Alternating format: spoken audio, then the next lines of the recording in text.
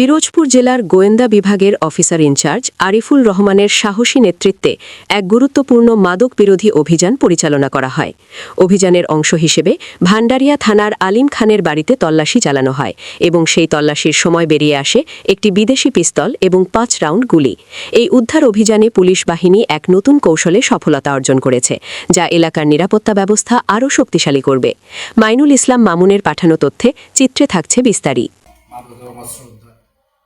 Regular checkpost এবং regular যে security petrol, এটা আমরা আমাদের দৈনন্দিন কার্যক্রমের অংশ হিসেবেই করে থাকি।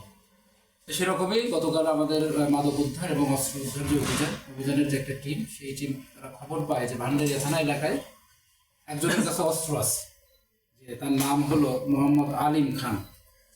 তারা জানতে পারে যে এই লোকের কাছে অস্ত্র থাকতে পারে, অস্ত্র আছে। এই সংবাদের ভিত্তিতে তারা সেখানে যায়, ঘটনাস্থলে যায়।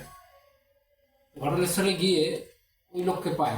প্রাথমিকভাবে পুলিশের উপস্থিতি টের পেয়ে ওই লোকটা দৌড়ে পালানোর চেষ্টা করে। তারপর আমাদের লোকজন তাকে ধরে তাকে জিজ্ঞাসাবাদ করলে সে জানায় যে তার কাছে একটা অস্ত্র আছে। তারপর তার দেখানো মতে তার শয়ন ঘরের বিছানার নিচ থেকে কাপড়ে পেঁচানো অবস্থায় একটা অস্ত্র উদ্ধার করে। তো অস্ত্রটা হলো একটি বিদেশি পিস্তল, যার দৈর্ঘ্য ১৭ সেন্টিমিটার এবং প্রস্থ ১২ সেন্টিমিটার, এবং এটার ফায়ারিং পিন সচল আছে। আমাদের যে অস্ত্রাগারের যে ইনচার্জ আছে তাকে যে আমরা দেখাইছি, এটা সচল অস্ত্র বলা যায়। এবং এটার সাথে একটা ম্যাগাজিন ছিল, ম্যাগাজিনটা ভিতরে লোড করা ছিল, লোডেড ম্যাগাজিন, এবং এটার ম্যাগাজিন ৫ রাউন্ড গুলি পাওয়া গেছে। এবং গুলির গায়ে লেখা আছে 7.65 মিলিমিটার। ঠিক আছে, এইটুকুই ছিল আমাদের যে অভিযানের যে বিষয়, সেটা অভিযান এবং অভিযানের অ্যাচিভমেন্ট।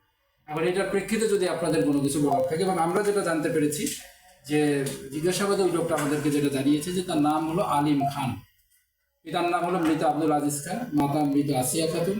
আর ঠিকানা যেটা দিয়েছে সেটা উত্তর শিয়ালকাঠি ৯ নং ওয়ার্ড ১ নম্বর ভিটাবাড়িয়া ইউনিয়ন পরিষদ, ভান্ডারিয়া থানা। এবং তার